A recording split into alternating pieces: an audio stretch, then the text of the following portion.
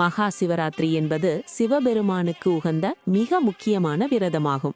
இந்த திருநாளின் பின்னணியில் பல புராண கதைகள் கூறப்படுகின்றன.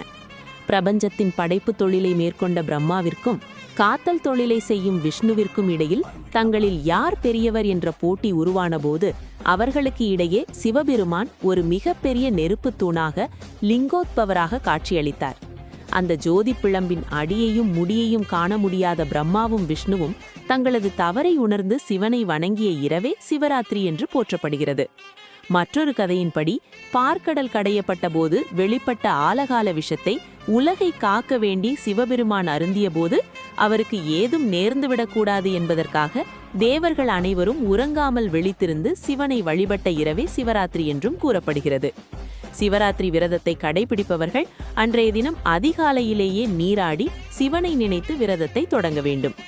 நாள் முழுவதும் உணவின்றி உபவாசம் இருப்பது சிறந்தது. அன்று மாலை சிவாலயங்களுக்கு சென்று இறைவனை வழிபடுவதுடன் இரவு முழுவதும் உறங்காமல் விழித்திருப்பது இந்த விரதத்தின் முக்கிய அங்கமாகும். சிவராத்திரி அன்று 4 கால பூஜைகள் நடைபெறுகின்றன. முதற்கால பூஜையில் பால், தேன் போன்ற திரவியங்களாலும், 2ஆம் காலத்தில் தயிர் மற்றும் சர்க்கரையாலும், 3ஆம் காலத்தில் தேன் மற்றும் நெய்யாலும், 4ஆம் காலத்தில் கரும்பு சாறு மற்றும் சந்தனத்தாலும் சிவலிங்கத்திற்கு அபிஷேகம் செய்யப்படுகிறது. வில்வ இலைகளால் சிவனை அர்ச்சிப்பது கோடி புண்ணியங்களை தரும் என்பது நம்பிக்கை. சிவராத்திரி விழா உலகம் முழுவதும் உள்ள சிவாலயங்களில் சிறப்பாக கொண்டாடப்பட்டாலும் சில தலங்கள் மிகவும் பிரசித்தி பெற்றவை.